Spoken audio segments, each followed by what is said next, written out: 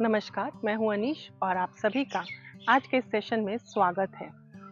दोस्तों, आज फिर मैं नीम करोली महाराज जी के चमत्कार की कहानियां लेकर हाजिर हूं। आप सभी ने इच्छा जताई थी कि नीम करोली महाराज जी की और भी कहानियां सुनाई जाए। नीम करोली महाराज जी की कहानियां सुनाऊं इससे पहले मैं आप सभी से गुजारिश करती हूं कि अगर आप भी नीम करोली महाराज जी की कोई कहानी जानते हैं तो हमारे साथ ज़रूर शेयर करें। इसके साथ साथ मैं ये भी कहना चाहूँगी कि मेरा नीम करोली महाराज जी पर अटूट विश्वास है।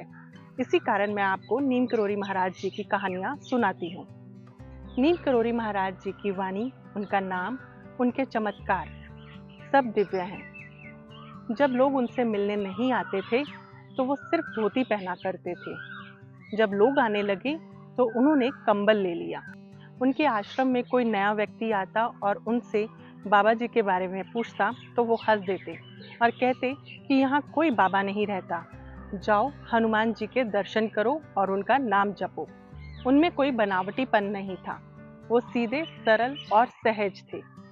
तो चलिए फिर उनके चमत्कार की कहानियाँ शुरू करते हैं। भारत और चीन का युद्ध चल रहा था।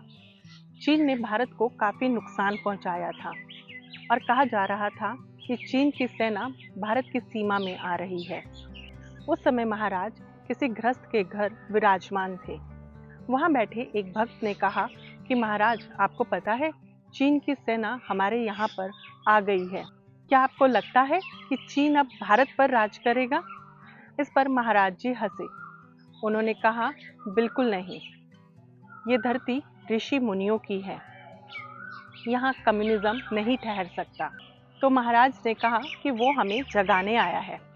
भक्त को कुछ समझ नहीं आया, इसीलिए वो मौन रहा और चुपचाप प्रणाम करके महाराज जी को चला गया। 3 दिन बाद चीन ने भारत से युद्ध रोक दिया। अखबारों में छपा कि चीन की सेनाएं वापस जा रही हैं। ये देखकर भक्त को बड़ी हैरानी हुई कि महाराज जी की वाणी सच हो गई। इसके बाद भारत सरकार ने चीन से जुड़ी सीमाओं पर भी तैनाती बढ़ा दी और बहुत ज़रूरी कदम भी उठाए। तो महाराज जी ने जो हमें जगाने की बात कही थी वो भी सच हो गई। इसे कहते हैं चमत्कार। तो महाराज जी की वाणी लोक कल्याण के लिए हमेशा रही है और भारत चीन के युद्ध के समय भी सच साबित हुई। इसी से जुड़ी मुझे एक और कहानी याद आ गई। ये कहानी मैंने कहीं सुनी या पढ़ी थी। एक बार बाबा जी किसी भक्त के घर विराजमान थे। उनसे मिलने एक आदमी आया। जैसे ही उन्होंने महाराज जी को देखा, वो उनके दिव्य रूप में खो गया। महाराज जी ने कुछ देर बाद कहा कि मैं तुम्हारे घर आऊँगा, और ये कहकर वो वहाँ से चले गए। वो बाबा जी के दिव्य दर्शनों में इतना उलझ गया कि उसे समझ ही नहीं आया कि बाबा जी ने क्या कहा, और जब तक उसे समझ आया तब तक बाबा जी प्रस्थान कर चुके थे।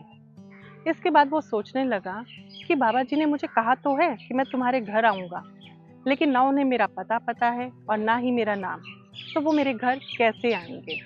लेकिन एक बात थी, वो बाबा जी का भक्त बन गया था और मिलने की आस उसके मन में थी। घर आकर उसने अपनी पत्नी को ये किस्सा बताया तो उसकी पत्नी बड़ी हैरान हुई। कुछ दिनों बाद महाराज जी पास ही के गांव में पधारे थे।